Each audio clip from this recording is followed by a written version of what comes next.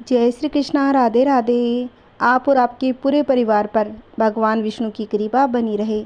आइए भक्तों, आज हम सुनेंगे बैसाख मास का अध्याय 6। अगर आपने अभी तक पहले के 5 अध्याय नहीं सुने हैं तो मेरे चैनल पर अपलोडेड आप सुन सकते हैं। आइए भक्तों, आज की कथा सुनते हैं। व्याध ने पूछा, हे ब्राह्मण, आपने पहले कहा था कि भगवान विष्णु की प्रीति के लिए कल्याणकारी भागवत धर्मों का और उनमें भी बैसाख मास में कर्तव्य रूप से बताए हुए नियमों का विशेष रूप से पालन करना चाहिए। वे भगवान विष्णु कैसे हैं, उनका क्या लक्षण है, उनकी सत्ता में क्या प्रमाण है तथा वे सर्वव्यापी भगवान किसके द्वारा जानने योग्य है। वैष्णव धर्म कैसे हैं और किससे भगवान श्रीहरि प्रसन्न होते हैं। महामते, मैं आपका किंकर हूँ, मुझे ये सब बातें बताइए। व्याध के इस प्रकार पूछने पर शंख ने रोग शोक से रहित संपूर्ण जगत के स्वामी भगवान नारायण को प्रणाम करके कहा, व्याध, भगवान विष्णु का स्वरूप कैसा है यह सुनो। भगवान समस्त शक्तियों के आश्रय, संपूर्ण गुणों की निधि तथा सबके ईश्वर बताए गए हैं। वे निर्गुण, निष्कल और अनंत है। सत्य, चित और आनंद यही उनका स्वरूप है। यह जो अखिल चराचर जगत है अपने अधीश्वर और आश्रय के साथ नियत रूप से जिसके वश में स्थित है, जिससे इसकी उत्पत्ति, पालन, संहार, पुनरावृत्ति तथा नियमन आदि होते हैं। प्रकाश, बंधन, मोक्ष और जीविका, इन सब की प्रवृत्ति जहाँ से होती है वही ब्रह्मा नाम से प्रसिद्ध भगवान विष्णु है। वही विद्वानों के सामान्य सर्वव्यापी परमेश्वर हैं। ज्ञानी पुरुषों ने उन्हीं को साक्षात परब्रह्मा कहा है।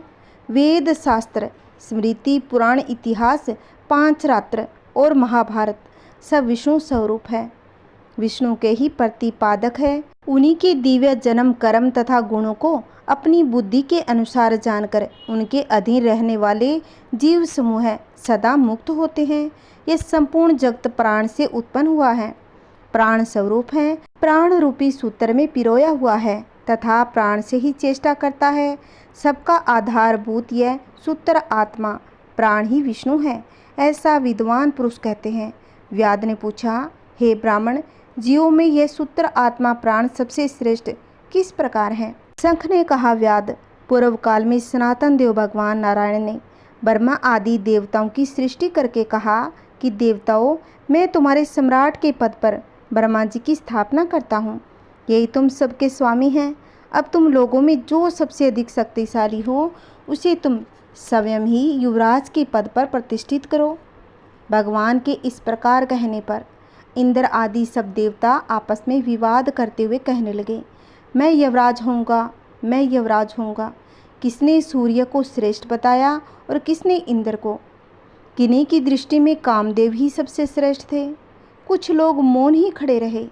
आपस में कोई निर्णय होता न देखकर वे भगवान नारायण के पास पूछने के लिए गए और प्रणाम करके हाथ जोड़कर बोले, हे महाविष्णु, हम सब ने अच्छी तरह विचार कर लिया है, किंतु हम सब में श्रेष्ठ कौन है यह हम अभी तक किसी प्रकार निश्चय न कर सके। अब आप ही निर्णय कीजिए। तब भगवान विष्णु हंसते हुए कहा, इस विराट ब्रह्मांड रूपी शरीर से जिसके निकल जाने पर यह गिर जाएगा, जिसके प्रवेश करने पर पुण्य उठकर खड़ा हो जाएगा, वही देवता सबसे श्रेष्ठ है। भगवान के ऐसा कहने पर सब देवताओं ने कहा, अच्छा ऐसा ही हो। तब सबसे पहले देवेश्वर जयंत विराट शरीर के पैर से बाहर निकला। उसके निकलने से उस शरीर को लोग पंगु कहने लगे, परंतु शरीर गिर न सका। यद्यपि वह चल नहीं पाता था तो भी सुनता, पीता, बोलता, सूंघता और देखता हुआ पूर्वत शिथिल ही रहा। तत्पश्चात गुह देश के दक्ष प्रजापति निकलकर अलग हो गए। तब लोगों ने उसे नपुंसक कहा, किंतु उस समय भी वह शरीर गिर न सका। उसके बाद विराट शरीर के हाथों से सब देवताओं के राजा इंद्र बाहर निकले। उस समय भी शरीर पात नहीं हुआ। विराट पुरुषों को सब लोग हस्तहीन, लूला कहने लगे। इसी प्रकार नेत्रों से सूर्य निकले। तब लोगों ने उसे अंधा और काना कहा। उस समय भी शरीर का पतन नहीं हुआ। तदंतर नासिका से अश्विनी कुमार निकले, किंतु शरीर नहीं गिर सका। केवल इतना ही कहा जाने लगा, ये सूंघ नहीं सकता। कानों से अधिष्ठात्री देवियां दिशाएं निकली उस समय लोग उसे बधिर कहने लगे, परंतु उसकी मृत्यु नहीं हुई। उसके बाद जीवा से वरुण देव निकले। तब लोगों ने यही कहा, यह पुरुष रस का अनुभव नहीं कर सकता, किंतु देहपात नहीं हुआ। तदंतर वाक इंद्रियों से उसके स्वामी अग्निदेव निकले। उस समय उसे गूंगा कहा गया, किंतु शरीर नहीं गिरा। फिर अंतकरण से बोध स्वरूप रुद्र देवता अलग हो गए। उस दशा में लोगों ने उसे जड़ कहा, किंतु शरीर पात नहीं हुआ। सबके अंत में उस शरीर से प्राण निकला। तब लोगों ने उसे मरा हुआ बतलाया। इससे देवताओं के मन में बड़ा विस्मय हुआ। वे बोले, हम लोगों में से जो भी इस शरीर में प्रवेश करके इसे पूर्णतः उठा देगा, जीवित कर देगा, वही युवराज होगा। ऐसी प्रतिज्ञा करके सब कर्मशः उस शरीर में प्रवेश करने लगे। जयंत ने पैरों में प्रवेश किया, किंतु वह शरीर नहीं उठा। प्रजापति दक्ष ने गुहा इंद्रियों में प्रवेश किया, फिर भी शरीर नहीं उठा। और इंद्र ने हाथ में, सूर्य ने नेत्रों में, दिशाओं ने कान में, वरुण देव ने जीवा में, अश्विनी कुमार ने नासिका में, अग्नि ने वाक इंद्रियों में तथा रुद्र ने अंतकरण में प्रवेश किया, किंतु वह शरीर नहीं उठा। सबके अंत में प्राण ने प्रवेश किया, तब वह शरीर उठकर खड़ा हो गया। तब देवताओं ने प्राण को ही सब देवताओं में श्रेष्ठ निश्चित कर दिया। बल, ज्ञान, धैर्य, वैराग्य और जीवन शक्तियों में प्राण को ही सर्वाधिक मानकर देवताओं ने उसी को युवराज पद पर अभीष्ट कर दिया। अतः समस्त चराचर जगत प्राण आत्मक है। जगदीश्वर प्राण अपने पूर्ण एवं बलशाली अंशों द्वारा सर्वत्र परिपूर्ण है। प्राणहीन जगत का अस्तित्व नहीं है। प्राणहीन कोई भी वस्तु वृद्धि को नहीं प्राप्त होती। इस जगत में किसी भी प्राणहीन वस्तु की स्थिति नहीं होती। इस कारण प्राण सब जीवों में श्रेष्ठ, सबका अंतरात्मा और सर्वाधिक बलशाली सिद्ध हुआ। इसीलिए प्राण उपासक प्राणों को ही सर्वश्रेष्ठ कहते हैं। प्राण सर्वदेव आत्मक है और सब देवता प्राणमय हैं। वह भगवान वासुदेव का अनुगामी तथा सदा उन्हीं में स्थित है। मनीषी पुरुष प्राण को महाविष्णु का बल बतलाते हैं। महाविष्णु के महात्म्य और लक्षणों को इस प्रकार जानकर मनुष्य पूर्व बंधन का अनुसरण करने वाले अज्ञानमय लिंग को उसी प्रकार त्याग देता है, जैसे सांप पुरानी केंचुली को लिंग देह का त्याग करके वह परम पुरुष अनाम्य भगवान नारायण को प्राप्त होता है। शंख मुनि की कही हुई यह बात सुनकर व्याध ने पुनः पूछा कि हे ब्राह्मण, यह प्राण जब इतना महान प्रभावशाली है, इस संपूर्ण जगत का गुरु एवं ईश्वर है, तो तब लोक में इसकी महिमा क्यों नहीं प्रसिद्ध हुई? शंख ने कहा, बहुत पहले की बात है। प्राण अश्वमेध यज्ञों द्वारा अनाम्य भगवान नारायण का यजन करने के लिए गंगा तट पर प्रसन्नतापूर्वक गया। अनेक मुनिगणों के साथ उसने फलों के द्वारा पृथ्वी का शोधन किया। उस समय वहाँ समाधि में स्थित हुए महात्मा कर्णव बांबी की मिट्टी में छिपे हुए बैठे थे।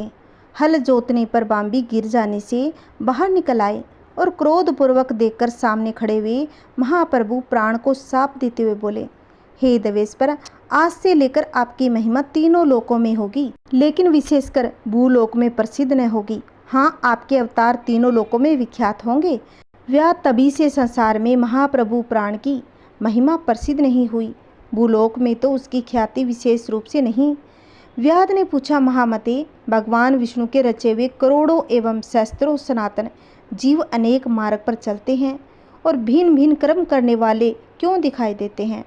इन सब का एक सा स्वभाव क्यों नहीं है? यह सब विस्तार पूर्वक बताइए। शंख ने कहा, रजोगुण, तमोगुण तथा सत्व गुणों के भेद से 3 प्रकार के जीवन समुदाय होते हैं। उनमें राजस स्वभाव वाले जीव राजस कर्म, तमोगुणी जीव तामस कर्म तथा सात्विक स्वभाव वाले जीव सात्विक कर्म करते हैं। कभी कभी संसार में इनके गुणों में विषमता होती है, उसी से वे ऊंच और नीच कर्म करते हुए तदनुसार फल के भागी होते हैं। कभी सुख, कभी दुख और कभी कभी दोनों ही ये मनुष्य गुणों की विषमता से प्राप्त हो जाते हैं। प्रकृति में स्थित होने पर जीव इन तीनों गुणों से बनते हैं। गुण और कर्मों के अनुसार उनके कर्मों का भिन्न भिन्न फल होता है। ये जीव फिर गुणों के अनुसार ही प्रकृति को प्राप्त होते हैं। प्रकृति में स्थित हुए प्राकृतिक प्राणी गुण और कर्म से व्याप्त होकर प्राकृतिक गति को प्राप्त होते हैं। तमोगुणी जीव तामसी वृत्ति से जीव निर्वाह करते हैं, सदा महान दुख में डूबे रहते हैं, उनमें दया नहीं होती, वे बड़े क्रूर होते हैं और लोगों में सदा द्वेष से ही उनका जीवन चलता है। राक्षस और पिशाच आदि तमोगुणी जीव हैं जो तामसी गति को प्राप्त होते हैं। राशि लोगों की बुद्धि मिश्रित होती है, वे पुण्य तथा पाप दोनों करते हैं। पुण्य से स्वर्ग पाते हैं और पाप से यातना भोगते हैं। इसी कारण से मंदभाग्य पुरुष बार बार इस संसार में आते जाते रहते हैं।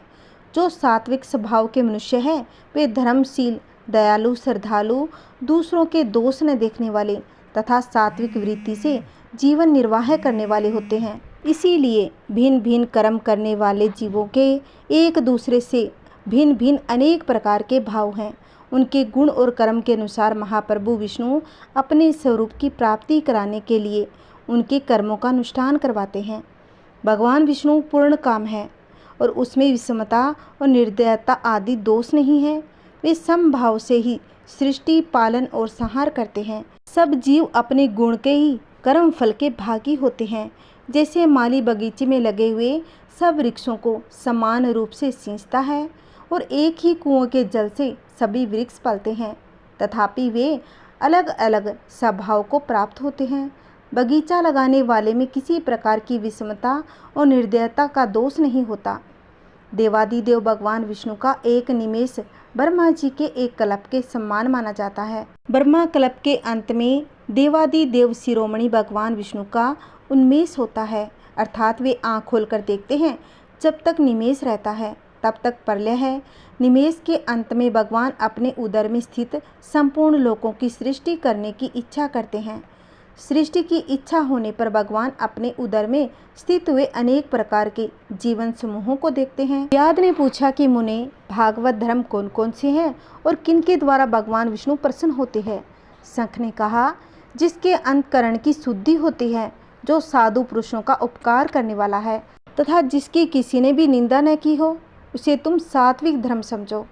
वेदों और स्मृतियों को बताए हुए धर्म का निष्काम भाव से पालन किया जाए तथा वह लोगों से विरुद्ध न हो, तो उसे भी सात्विक धर्म जानना चाहिए।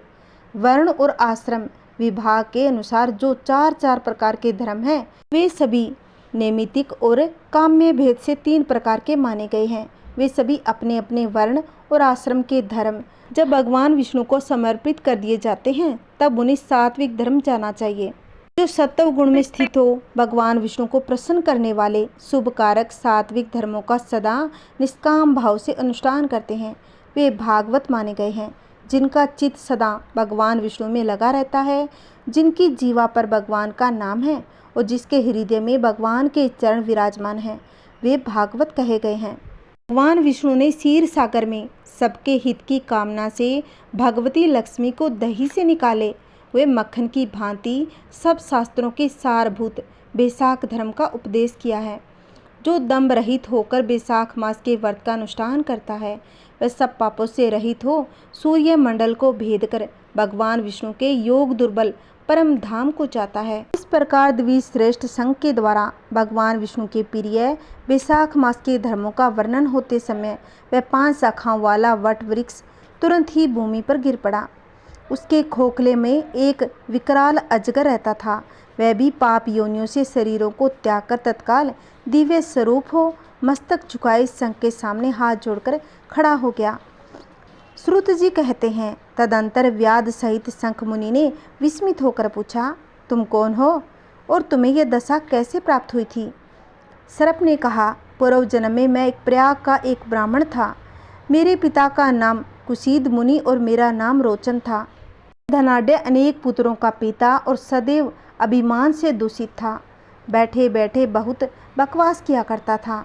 बैठना, सोना, नींद लेना, मैथुन करना, जुआ खेलना, लोगों की बातें करना, सुध लेना, यही मेरा व्यापार था। मैं लोक निंदा से डरकर नाम मात्र के शुभ कर्म करता था, सो भी दम्भ के साथ। उन कर्मों में मेरी श्रद्धा नहीं थी। इस प्रकार मुझे दुष्ट और दुर्बुद्धि कितने ही वर्ष बीत गए। तदंतर इसी बैसाख में जयंत नामक ब्राह्मण प्रयाग क्षेत्र में निवास करने वाले पुण्य आत्मा द्विजों को बैसाख मास के धर्म सुनाने लगे। स्त्री पुरुष पुण्य आत्मा द्विजों को बैसाख मास के धर्म सुनाने लगे। स्त्री पुरुष स्त्रीय वैश्य और शूद्र सहस्त्रों श्रोता प्रातःकाल स्नान करके अविनाशी भगवान विष्णु की पूजा के बाद प्रतिदिन जयंत की कही हुई कथा सुनते थे। वे सभी पवित्र एवं मौन होकर उस भगवत कथा में अनुरक्त रहते थे। एक दिन मैं भी कौतूहलवश देखने की इच्छा से श्रोता की उस मंडली में जा बैठा। मेरे सिर पर पगड़ी बंधी हुई थी, इसलिए मैंने नमस्कार तक भी नहीं किया और संसारी वार्तालाप में अनुरक्त हो कथा में विघ्न डालने लगा। कभी मैं कपड़े फैलाता, कभी किसी की निंदा करता और कभी जोर से हंस पड़ता। जब तक कथा समाप्त हुई तब तक मैंने इसी प्रकार समय बिताया। तत्पश्चात दूसरे दिन सन्निपात रोग से मेरी मृत्यु हो गई। मैं तपाए हुए शरीर के जल से भरे हुए हलाहल नरक में डाल दिया गया। 14 मनवंतरों तक वहाँ यातना भोगता रहा। उसके बाद 84 लाख योनियों में जन्म लेता और मरता हुआ मैं इस समय क्रूर तपोगुणी सरप होकर इस वृक्ष के खोखले में निवास करता था। हे मुनि, सौभाग्यवश आपके मुखारविंद से निकली हुई अमृतमयी कथा को मैंने अपने दोनों नेत्रों से सुना, जिसके बाद मेरे सारे पाप नष्ट हो गए। हे मुनि श्रेष्ठ, मैं नहीं जानता कि आप किस जन्म के मेरे बंधु हैं, क्योंकि मैंने कभी किसी का उपकार नहीं किया, तो भी मुझ पर आपकी कृपा हुई। जिनका चित्त समान है, जो सब प्राणियों पर दया करने वाले साधु पुरुष है, उनमें परोपकार की स्वाभाविक प्रवृत्ति हुई है। उनकी कभी किसी के प्रति विपरीत बुद्धि नहीं होती। आज आप मुझ पर कृपा कीजिए, जिससे मेरी बुद्धि धर्म में लगे। देवादिदेव भगवान विष्णु की मुझे कभी विस्मृति न हो और साधु चरित्र वाले महापुरुषों का सदा ही संग प्राप्त हो। जो लोग मद से अंधे हो रहे हों, उनके लिए एकमात्र दरिद्रता ही उत्तम अंजन है। इस प्रकार अनेक प्रकार के भांति से स्तुति करके रोचन ने बार बार शंख को प्रणाम किया और हाथ जोड़कर चुपचाप उनके आगे खड़ा हो गया। तब शंख ने कहा, हे ब्राह्मण, तुमने बैसाख मास में और भगवान विष्णु का महात्म्य सुना है।